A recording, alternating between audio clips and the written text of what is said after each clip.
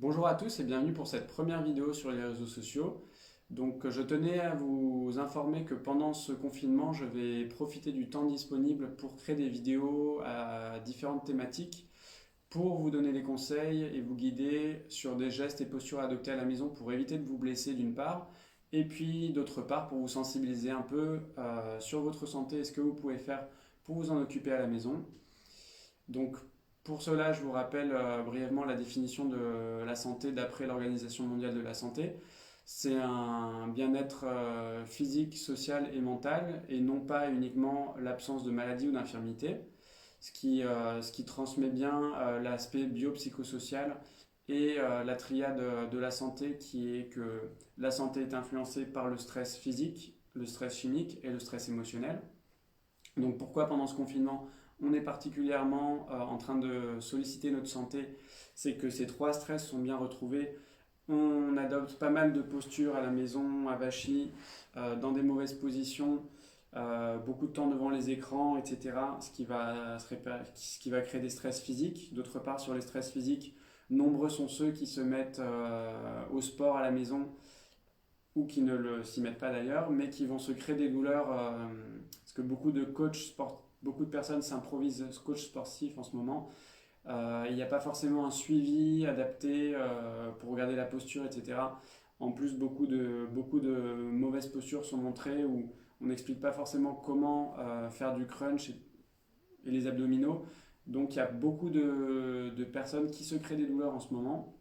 D'autre part, je ne sais pas pour vous, mais j'ai jamais vu autant de personnes faire du jogging dans la rue. Donc, beaucoup de personnes s'improvisent joggeuses ou joggeurs et vont se créer des douleurs parce qu'on veut profiter de l'heure entière pour être dehors. Donc, courir pas forcément progressivement sur des distances progressives également, pas forcément avec le bon matériel.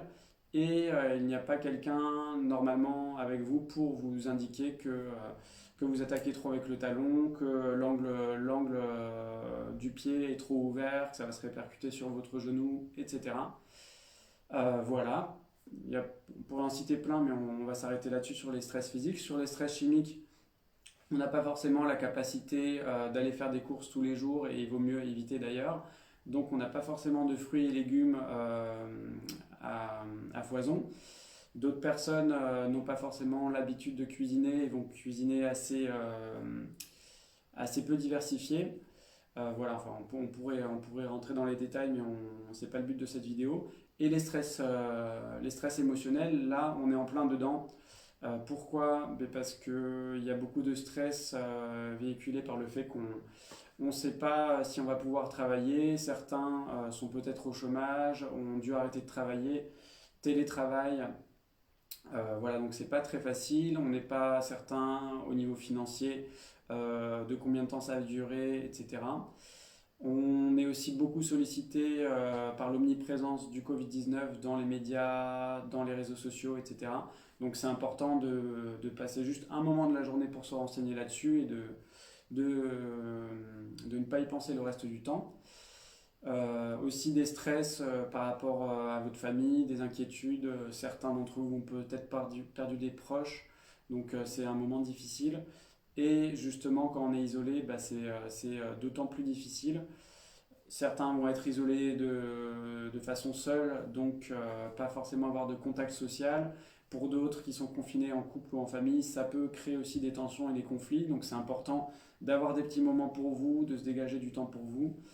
Voilà, il y a beaucoup de choses qui vont se passer pendant ce confinement, qui vont se répercuter sur votre stress, qui va également vous empêcher potentiellement de dormir ou de bien récupérer, plus le temps qu'on passe devant les écrans avec la lumière bleue, l'électromagnétisme, etc.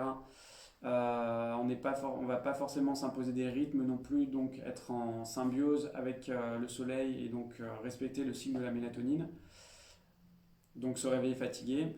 Ce qui va entraîner pas mal de perturbations. Donc, c'est le moment rêvé pour profiter de ce temps qui nous est donné, pour se consacrer à sa santé, entre autres, et puis réveiller sa créativité, rester positif, se mettre à dessiner, à lire, à jouer de la musique, garder contact avec ses proches, voilà, passer de bons moments.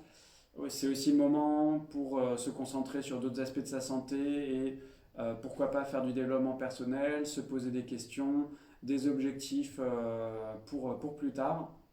Le moment aussi pour consulter un psychologue, une psychologue, sophrologue, hypnothérapeute, naturopathe pour se consacrer à différentes parties de votre santé.